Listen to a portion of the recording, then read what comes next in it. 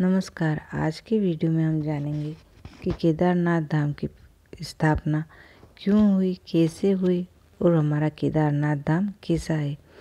तो सबसे पहले हम जानेंगे कि हमारा केदारनाथ धाम कहाँ है।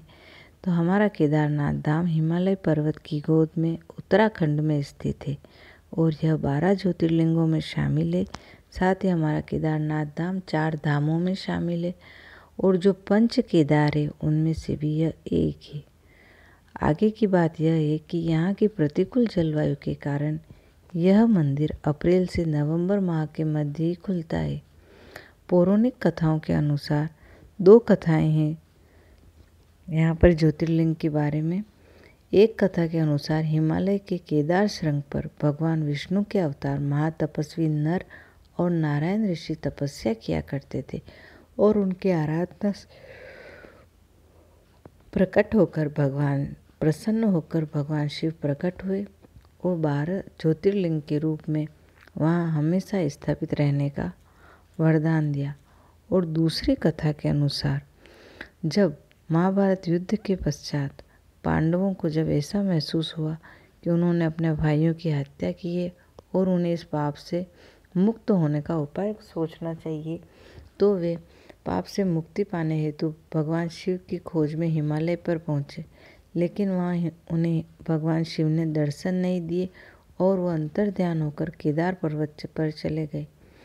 तो पांडवों ने हार न मानते हुए केदार पर्वत पर पहुँचे और वहाँ पर उन्हें भगवान शिव ने परीक्षा लेने हेतु रूप बदला और वो बेल बन गए और वो अन्य पशुओं के बीच चले गए ताकि कोई उन्हें पहचान न जा पाए। लेकिन रूप बदलने के बाद भी पांडव उन्हें पहचान गए और इसके साथ ही भीम ने, जो केवल बल के लिए ही जाने जाते थे, उन्होंने अपनी बुद्धि का प्रयोग कर अपना विशाल रूप धारण कर लिया और अपने पैर 2 पहाड़ों पर फैला दिए। यह देख अन्य जानवर भागने लगे, लेकिन भगवान शंकर रूपी बेल पैर के नीचे से जाने को तैयार नहीं हुए, क्योंकि यह भगवान का अपमान होता। यह स्थिति देख भीम समझ गए कि यह जो बेल है यही भगवान शिव है। वे बेल के पास गए तो बेल भूमि से अंतर्ध्यान होने लगे, तो भीम ने बेल के कुबड़ को पकड़ लिया। भगवान शिव ने पांडवों की भक्ति से प्रसन्न हुए और पांडवों को दर्शन देकर पाप मुक्त किया और तभी से भगवान शिव वहाँ पर बेल के कुबड़ की आकृति के रूप में वहीं पर पूजे जाते हैं। पौराणिक मान्यताओं के अनुसार कि जब भगवान शंकर बेल के रूप में अंतर्ध्यान हुए थे तो उनके धड़ से ऊपर का भाग काठमांडू यानी कि अभी के नेपाल में प्रकट हुआ, जहाँ पर पशुपतिनाथ का मंदिर है।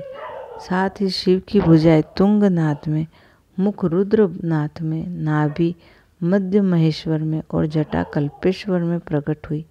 इसीलिए इन चारों स्थानों के साथ केदारनाथ धाम को पंच केदार कहा जाता है।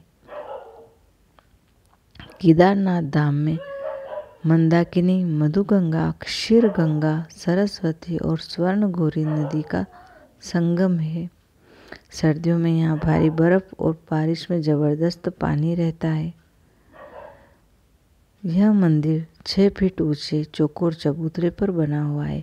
मंदिर में मुख्य भाग मंडप और गर्भगृह के चारों ओर परिक्रमा पथ है।